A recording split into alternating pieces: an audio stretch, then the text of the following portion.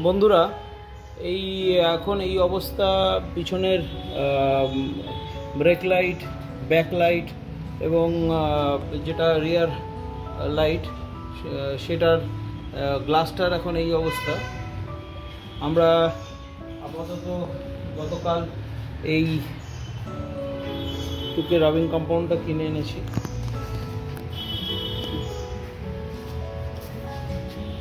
এটা আপাতত অ্যাপ্লাই করব, তার আগে মুছে নিয়েছি ভালো করে ক্লিন ক্লথ দিয়ে।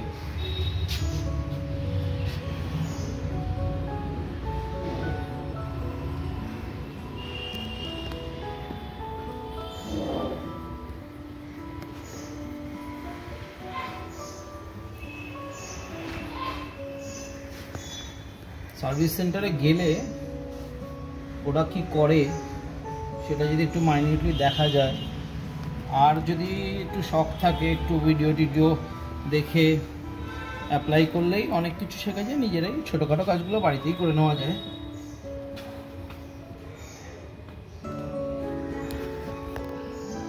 লেফট সাইডেরটা অলরেডি করা হয়ে গেছে। এই ওটার ভিডিওটা দিতে পারলাম না, ভিডিওটা একটু লেটে শুরু করেছি। ভাবলাম লেফট সাইডেরটা যখন এফেক্টিভ হলো তখন রাইটেরটা করে আপনাদের দেখাই, একটু শেয়ার করি। আপনারাও বাড়িতে নিজেদের মতো করে নিয়ে নেবেন। কাউকে সাহায্য করলে তো আমি কিছু হারাবো না, বরং আপনারা কিছু এখান থেকে সুবিধা পেলে সেটাই প্রাপ্তি।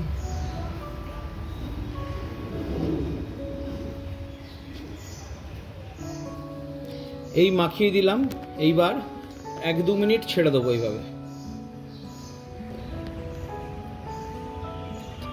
সাথে এই স্ক্র্যাচটা তো একটুখানি লাগিয়ে দিচ্ছি, দেখি এটা কিছু হয় কিনা, যায় কিনা, টেস্ট বেসিসে। স্ক্র্যাচ হয়ে গেছে? স্ক্র্যাচ না, একটা ওই দাগ মতো হয়েছে।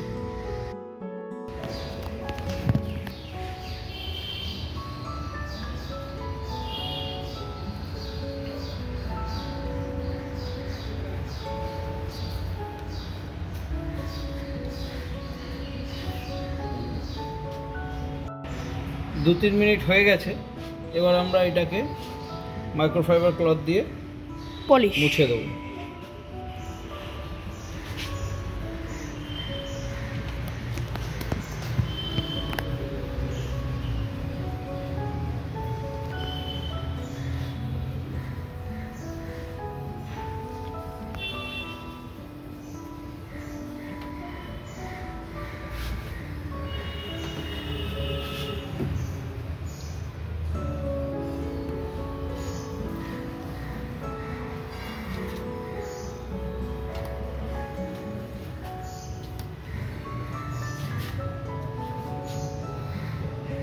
দেখতেই পাচ্ছেন, আগেরটায় সাদা পোর্শনটা বেশি বুঝতে পারবে কিরকম হেজি ছিল, এখন কিরকম ক্লিন হয়ে গেল।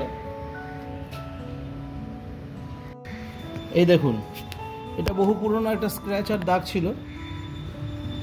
আবার এটা ঘষলাম 2-3 মিনিট পরে, স্ক্র্যাচ আর দাগটা পুরো উঠে গেল, উঠেই গেল।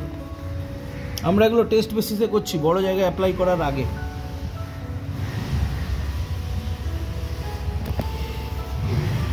Glossy finish.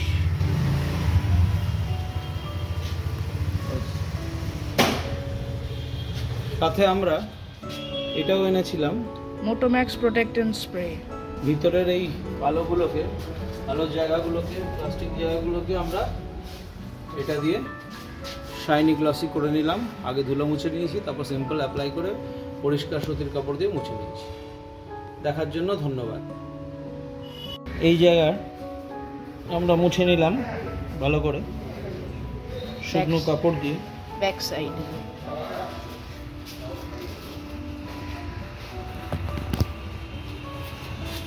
এবার আমরা এই মোটোম্যাক্সটা লাগাবো। কিছুই করছি না, হাত দিয়ে লাগাচ্ছি।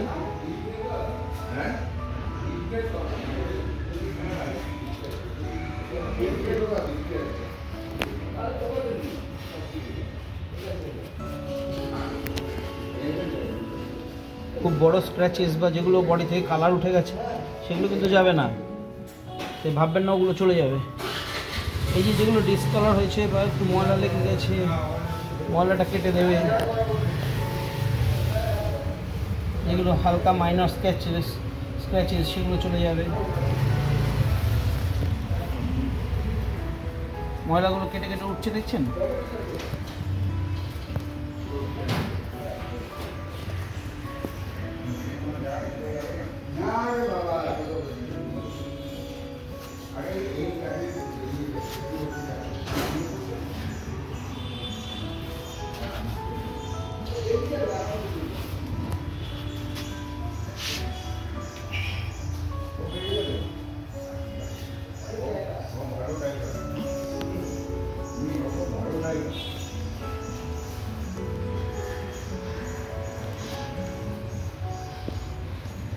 এটাও আমরা 2-3 মিনিটের জন্য ছেড়ে দেব।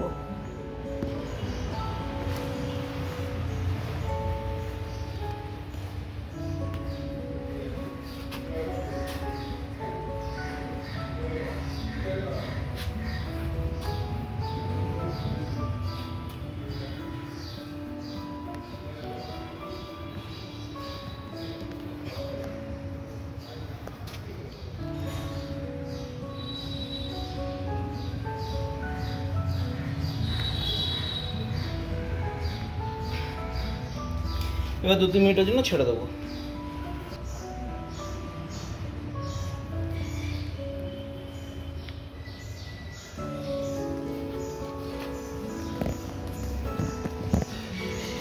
দু মিনিট মতো হয়ে গেছে, আমরা আবার মুছে দেবো।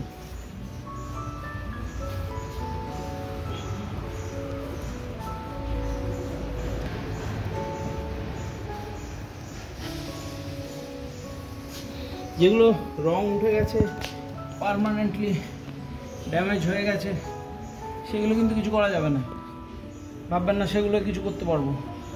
কিন্তু কম্পারেটিভলি যেগুলো যাবে সেগুলো চলে যাবে, যেগুলো যাওয়ার। শাইনটাও গ্লস করছে।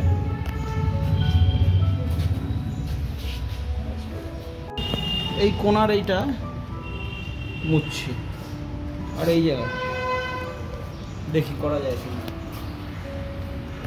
নিশ্চয়ই এটা করা হবে।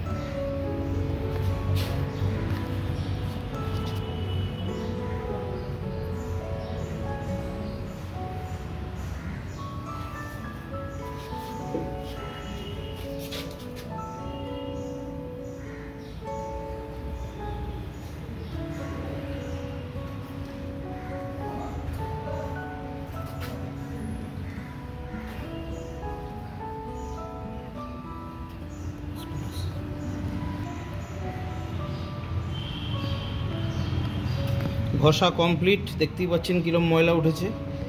এবার মুছে দেখব। দেখুন, গুডনেস মি, পুরো উঠে আছে।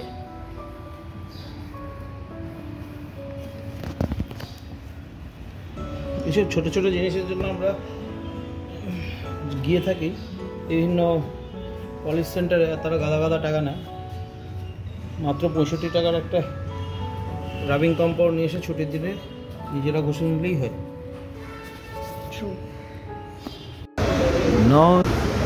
বেদনার কলি তুমি দাও ভালোবেসে বধূ, বেদনার কলি তুমি দাও ভালোবেসে বধূ। ফুল ফোটানোর ছলে আমি ভরে দেব মধু, সারা মন কেন তুমি চোখে সাজালে, কত কি রয়েছে লেখা কাজলে কাজলে, নয়ন সরসী কেন ভরেছে জলে, কত কি রয়েছে লেখা কাজলে কাজলে, নয়ন সরসী। জনম সফল হবে বধুয়ার ঘরে শরমের আড়ালেতে দেখা যাবে ফুল সাজ। নিশিরাতে বিরহের বাঁশিও রেখে বাজায়। ভালোবেসে আজ বধূ কেন শুধু কেঁদে যায়? সেধে সেধে কেন তুমি মারণ নিলে? কত কি রয়েছে লেখা কাজলে কাজলে, নয়ন সরসী কেন ভরেছে জলে? কত কি রয়েছে লেখা কাজলে কাজলে। নমস্কার।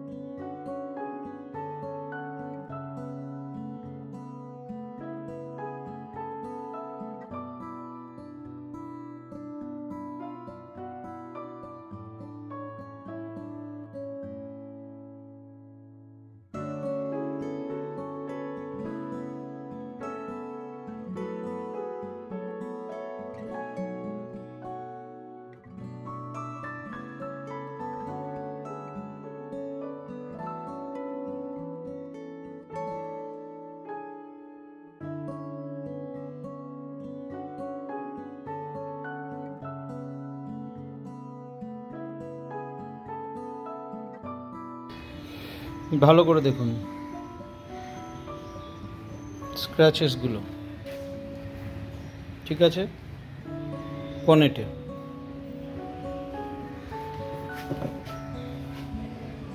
এবার আমি মুছে নিয়েছি কাপড় দিয়ে শুকনো করে।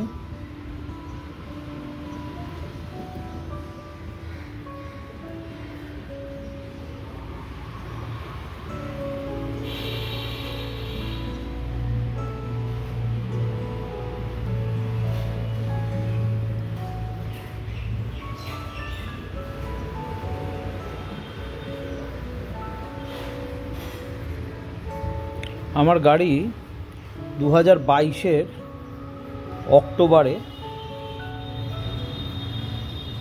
লাস্ট সার্ভিস সেন্টারে পলিশ হয়েছিল উইথ রাবিং কম্পাউন্ড। তারপরে শুধু শ্যাম্পু দিয়ে ধোয়া হয়।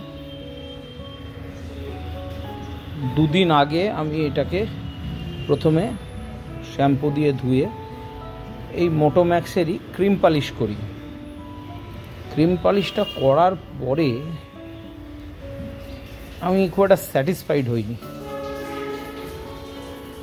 কারণ আমি এই ময়লাগুলো ক্রিম পালিশটা হওয়ার পরে আরও বেশি ফুটে ওঠে। তখন আমি ডিসিশন নিই যে আমাকে রাবিং কম্পাউন্ড দিয়ে ময়লাটা কেটে তুলতে হবে। আমি তো এক্সপার্ট নই, মেশিনও নেই আমার কাছে, তাই হাতই সম্বল। তাই মোটোম্যাক্সেরই এই রাবিং কম্পাউন্ডটা নিয়ে এসে আমি আজকে সকাল থেকে পুরো গাড়িতেই ইউজ করছি।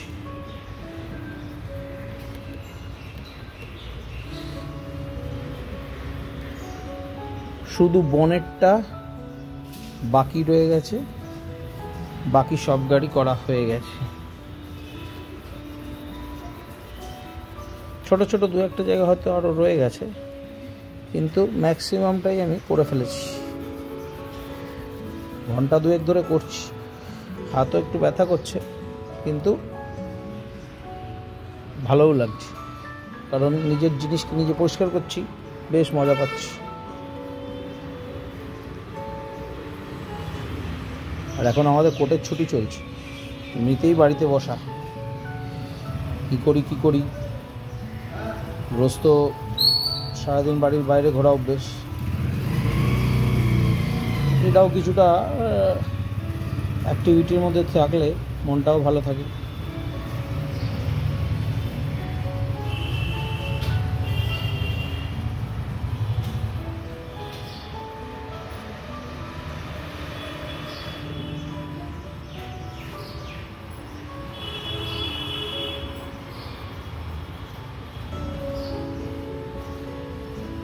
দেখুন হয়ে গেল, এবার ওয়াইপ করব।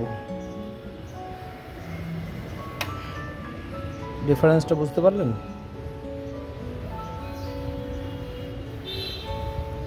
তার জন্য পুরো ভিডিওটা শুরু থেকে আবার দেখবেন, তাহলেই বুঝতে পারবেন। এইটা নিয়ে কিছু করার নেই, কারণ কি এটা কিছু লেগে রঙটা এখান থেকে উঠেই গেছে। এবার বন্ধুরা ফাইনাল পার্টটা দেখুন। আমি এই দিকের সাইডটা করা হয়ে গেছে, রাবিং অ্যান্ড বাফিং, এদিকটা বাকি আছে। বনেটটার ওপরে ময়লা জমে, এখন এই দিকটা ক্লিয়ার দেখছেন তো? ঠিক মাঝখানটা পজিশনটা অব্দি আসুক, দেখুন এই রকম লেভেলের ময়লা জমে আছে। এ কিন্তু হাত দিয়ে যাচ্ছে না, হাত দিয়ে কিন্তু যাচ্ছে না। এ দেখুন, দেখে সেই চেপে বসে গেছে ময়লা, এই দেখুন চেপে বসে গেছে এই ময়লা। এই ময়লা কিন্তু যাচ্ছে না হাত দিয়ে, কাপড় দিয়ে মোছা হয়েছে, শ্যাম্পু করা হয়েছে, ক্রিম পালিশ হয়েছে, সব হয়েছে, এই ময়লা যাচ্ছে না। সেই ময়লাই এদিকেও ছিল, এদিকটা এরকম শাইন হয়ে গেছে, পুরো ময়লা কেটে উঠে গিয়ে। এবার এই পাশটাও করে আমি আপনাদের পরের ভিডিওটায় দেখাচ্ছি।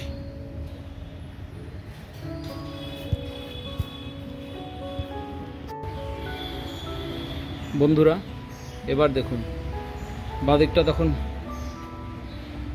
করেছিলাম, এদিকটা করবো বলেছিলাম, এই দেখুন এদিকটা করে দিয়েছি। যে ময়লাটা ছিল, যে ছোপগুলো পড়েছিল, সব একদম ক্লিয়ার হয়ে একদম শাইন অ্যান্ড ক্লিন। আমার লেগে গেল পুরো একটা ফুল কৌটো, একটা ওই রাবিং কম্পাউন্ড, পুরো গাড়িটা করেছি, সামনে থেকে পিছন অবধি পুরোটা। শুধু পিছনের দরজাটা বাদ আছে, ওটা করিনি, বাদ বাকি সব গাড়ি করে নিয়েছি। একবার ঘুরিয়ে দেখিয়ে দিই আপনাদের।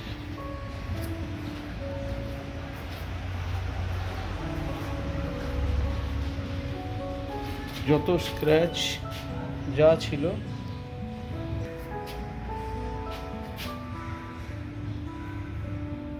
দেখুন, পিছনের এখানেও যা স্ক্র্যাচ ছিল সব করে নিয়েছি। কাঁচের গ্লাসগুলো, লাইটের,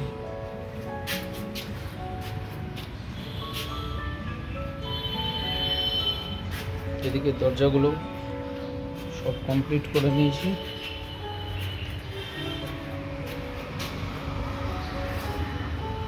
ইনক্লুডিং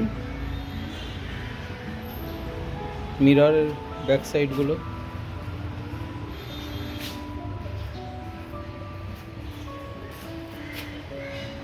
কেমন লাগলো জানাবেন। ধন্যবাদ। দেখা